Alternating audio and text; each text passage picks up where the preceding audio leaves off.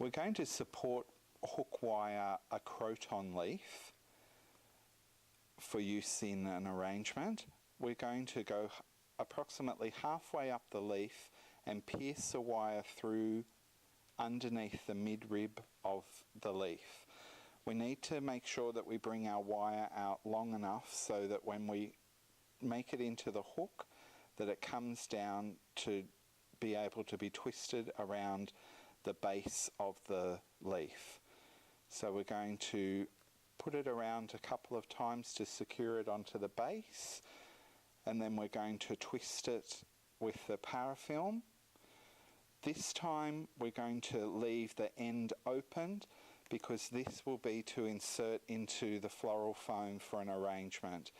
We're going to cut the wire off to be even with the end of the stem for insertion later on.